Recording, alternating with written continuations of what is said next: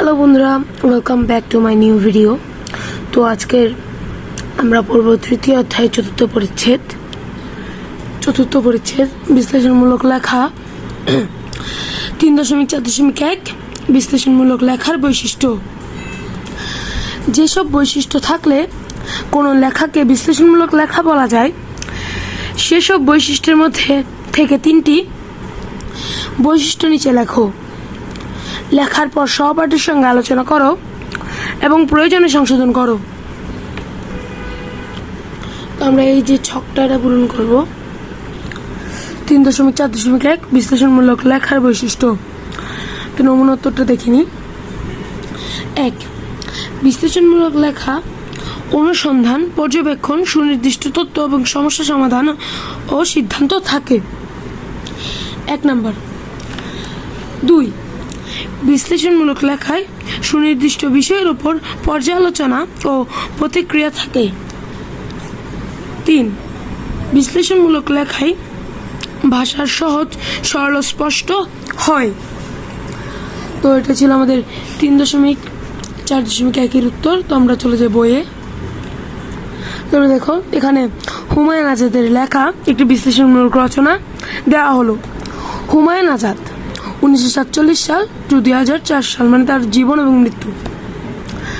দেখো, বাংলাদেশের একজন বিশিষ্ট প্রবন্ধিক ও ভাষাবিজ্ঞানী।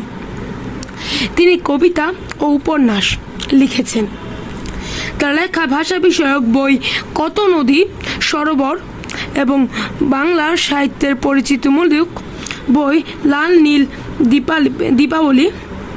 তার লেখা ভাষাবিজ্ঞানের বই বাক্যতত্ত্ব, তুলনামূলক ও ঐতিহাসিক ভাষাবিজ্ঞান। শব্দ থেকে কবিতা, হুমায়ুন আজাদ। এই গল্পটা তোমরা পড়ে নেবে। আমি চলে যাই ছকগুলোতে।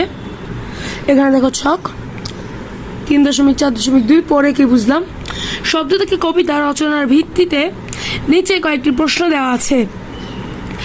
তোমরা একজন সহপাঠীর সাথে এগুলো নিয়ে আলোচনা করো এবং সংক্ষেপে উত্তর তৈরি করো। প্রথম প্রশ্নটি হলো, কবিতার বিষয় সম্পর্কে লেখকের ভাবনা কি?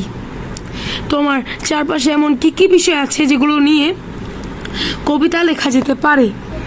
তো এটার উত্তরপত্রে আমি চলে যাই। এর উত্তর, লেখকের মতে বাড়ির পাশের গলি, দূরের ধান ক্ষেত, পোষা বিড়াল, পুতুল, রাস্তা, দোকানি, যে কোনো কিছু নিয়ে লেখা যেতে পারে কবিতা। আমার চারপাশে ফুল, গাছ, বাবা মা, বন্ধু, বল, সাইকেল, ট্রাফিক প্রভৃতি নিয়ে লেখা যেতে পারে কবিতা। তো আমরা দ্বিতীয় প্রশ্ন চলে যাই। খ নাম্বার। কবিতা লিখতে হলে নতুন কথা ভাবতে হবে, আর সে কথাকে পড়িয়ে দিতে হবে শব্দ ছন্দের রঙিন সাজ পোশাক।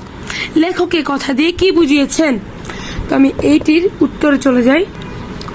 খ এর উত্তর, কবিতা লিখতে হলে নতুন কথা ভাবতে হবে, আর সে কথাকে পড়িয়ে দিতে হবে শব্দে ছন্দের রঙিন সাজ পোশাক। এই কথা দিয়ে লেখক কবিতা লেখার কৌশল সম্পর্কে বলেছেন। কবিতা হলো ছন্দ এবং শব্দের লেখা। তো এই দুটো ছিল ক এবং খ এর উত্তর। তো এটা হলো আমার 3 নম্বর প্রশ্ন। গ, কবিতা পড়তে ভালো লাগে কেন? কবিতা পড়তে ভালো লাগে কেন? এর উত্তর আমরা চলে যাই। কবিতা পড়তে ভালো লাগে কেন, এটার উত্তর দেখো। শব্দের সঙ্গে ছন্দ মিলিয়ে যে কবিতা তৈরি হয় তা মনকে দেয় ভিন্ন আবহাওয়া। কবিতা মানুষের মনের ভাবকে সাবলীলভাবে প্রকাশ করে। কবিতায় থাকা ছন্দে ও কবিতার শব্দে মন ভালো হয়ে যায়। কবিতা থেকে নতুন নতুন শব্দের সাথে পরিচয় হওয়া যায়। তো আমরা চলে যাই বইয়ে। তো আমরা এই 3টি প্রশ্ন দেখে নিলাম। এবার আমরা চলে যাই পরের পৃষ্ঠায়। তো এটা হলো আরেকটি প্রশ্নের উত্তর। তোমাদেরকে আমি এমনি প্রশ্নটা বুঝিয়ে দিই। এখানে প্রশ্নটা ছিল যে 3.4.1 প্রশ্নটা ছিল, শব্দ থেকে কবিতা রচনাটি যেসব বক্তব্য নিয়ে তোমার মতামত রয়েছে যা মনে প্রশ্ন জেগেছে তা নিচের ছকের লেখো। কাজ শেষে কয়েকজন সহপাঠীর সঙ্গে আলোচনা করো এবং প্রয়োজনে সংশোধন করো। একটি নমুনা দেওয়া হলো। তো সেখানে ছিল এরকম একটা ছক ছিল এবং প্রথম যে 1 নাম্বারটা ছিল এটা নমুনা ছিল। তোমরা নমুনাটা পড়ি। যে লেখাগুলো পড়লে মন নেচে ওঠে, গান গেয়ে উঠতে ইচ্ছা করে, চোখ বুকে রং বেরঙের স্বপ্ন এসে জমা হয়, তাই কবিতা। তো আমার জিজ্ঞাসা ও মতামত, গল্প পড়লেও আমার মন খুশিতে নাচে ওঠে, কিন্তু সেটি কবিতা নয়। এরপরে আর দুটি যে আমাদের উত্তর লিখতে হবে নিজেদের থেকে, সে দুটি উত্তর দেখে নিই। যে কোনো বিষয় নিয়ে তুমি কবিতা লিখতে পারো, এটি গল্পে উক্তিতে ছিল এবং আমার প্রশ্ন বা মতামত হলো যে কোনো বিষয় নিয়ে গল্প লেখা যায়। যে কোনো বিষয় নিয়েও গল্প লেখা যায়, মানে কবিতা তো লেখা যায় কিন্তু গল্পও কি লেখা যায়? তো শব্দ থেকে কবিতা রচনায় যা রয়েছে এখানে দেখো, কবিতা লিখতে হলে শব্দকে জানতে হবে, ছন্দ আর থাকতে হবে স্বপ্ন। তো আমার জিজ্ঞাসা বা মতামত হলো শব্দ শুধু ছন্দ জানলে হবে না, অলংকার সম্পর্কেও ধারণা রাখতে হবে। তো এটা ছিল আমাদের 3.4 উত্তর। তো আমরা চলে যাই 3.4.4-এ। তো আমি এখানে প্রশ্ন উত্তর উভয় লিখেছি। 3.4.4 এটি কেন বিশ্লেষণমূলক লেখা?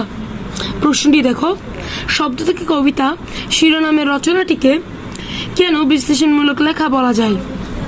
উত্তরটি দেখো, শব্দ থেকে কবিতা এই লেখাটিতে বিশ্লেষণমূলক লেখার কিছু গুণ রয়েছে, তাই এটি একটি বিশ্লেষণমূলক লেখা। তো যেমন মানে হলো যে গুণগুলো রয়েছে সেটি হলো এই লেখাটি সহজ সরল ও বোধগম্য ভাষায় লেখা হয়েছে। এছাড়া এই লেখাটির পর্যালোচনা ও প্রতিক্রিয়া স্পষ্ট। তো এটা ছিল 3.4.4-এর উত্তর। তো এরপর থেকে শুরু হয়ে যাচ্ছে পঞ্চম পরিচ্ছেদ, কল্পনা নির্ভর লেখা। তো এটা আমরা পরের ভিডিওটাতে পড়ে নেব। তো তৃতীয় অধ্যায়, লেখা পড়ি লেখা বুঝি অধ্যায় এর চতুর্থ পরিচ্ছেদ, বিশ্লেষণমূলক লেখা, এই ভিডিওটির সাথে সমাপ্ত হয়েছে। এরকম শিক্ষামূলক ভিডিও দেখার জন্য সাবস্ক্রাইব টু রিড ওয়েল। বিদায়।